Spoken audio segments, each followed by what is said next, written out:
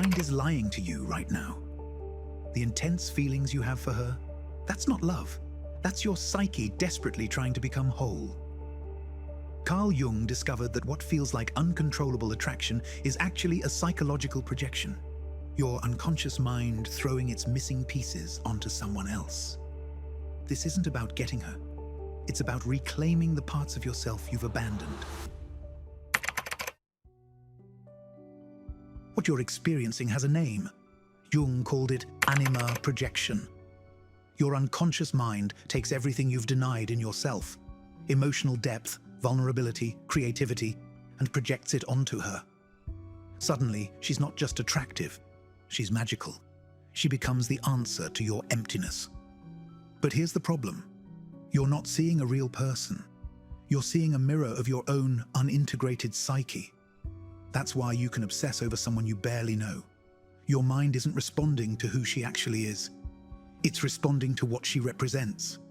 This is why the relationship feels so intense. It's not about her. It's about reunion with lost parts of yourself. Your soul is starving for wholeness, and instead of looking inward, you've projected that hunger outward onto her.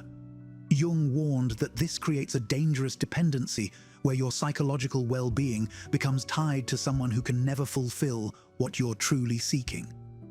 The Stoics identified this same trap centuries earlier. They recognized that passion distorts perception. When you're caught in obsession, your rational judgment is compromised. Marcus Aurelius would say you've surrendered your mind's sovereignty to an external.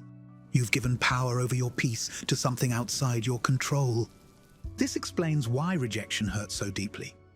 It's not just romantic disappointment, it's your psyche being denied the integration it desperately seeks. The pain isn't proportional to the actual relationship lost, but to the internal wholeness that remains unfulfilled. So if she's not the answer, what is? Jung would say the solution lies in integration, not idealization. You need to recognize and reclaim the qualities you've projected onto her. Ask yourself, what am I seeing in her that I'm denying in myself? Is it a vulnerability? Emotional depth? Creativity? Whatever qualities have you mesmerized, they're actually signals pointing to your own undeveloped potential.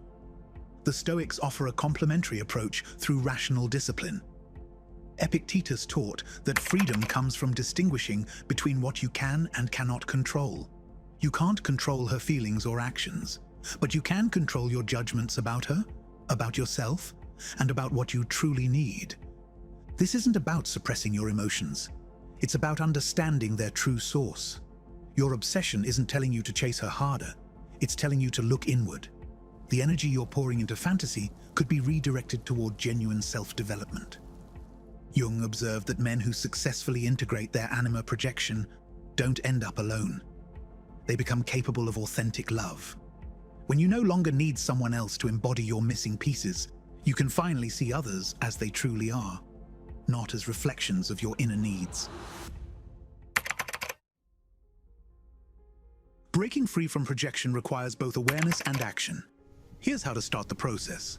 First, whenever thoughts of her arise, pause and ask, what quality am I seeing in her that I need to develop in myself?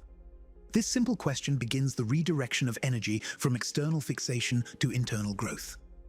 Second, practice what the Stoics called rational detachment. When obsessive thoughts come, don't fight them. Observe them. Say to yourself, this is my mind making a judgment, not reality. This creates space between you and the thought, weakening its grip. Third, begin actively developing the qualities you've projected onto her. If you've idealized her emotional depth, start journaling to explore your own feelings. If you're captivated by her creative spirit, begin expressing yourself through art, music, or writing. The key insight from Jung is that obsession signals incomplete psychological development. The solution isn't getting her attention, it's giving attention to your neglected self. Every time you feel that pull toward her, recognize it as your psyche trying to become whole. As you integrate these projected qualities, something remarkable happens. The obsession gradually loses its power. What felt like love for her transforms into authentic self-knowledge. And paradoxically, this is when you become capable of genuine connection, when you no longer need someone else to complete you. The painful truth is that breaking free from projection isn't a one-time event. It's a lifelong practice of psychological honesty. Every time you feel that intense pull toward idealization, remember what's really happening. Your mind is seeking wholeness. Jung discovered that the most powerful men weren't those who conquered others, but those who integrated their projections. The Stoics taught that true freedom comes not from getting what you desire, but from understanding the nature of desire itself. But here's what's fascinating. This same psychological mechanism doesn't just apply to romantic obsession. It extends to every emotional reaction in your life. The people who trigger your strongest emotions, whether positive or negative, are always revealing parts of yourself that need integration. If you're ready to take this journey beyond relationships and develop complete emotional sovereignty in all areas of life, our video, Carl Jung's Secret Weapon, Why Nothing Will Ever Bother You Again, shows you the exact 4-step process to become psychologically unshakable. What specific quality in someone has triggered your strongest projection recently? Was it their confidence, their creativity, their emotional depth?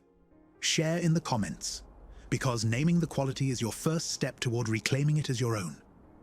The projection that's been causing you pain isn't just a trap. It's your psyche's map to becoming whole.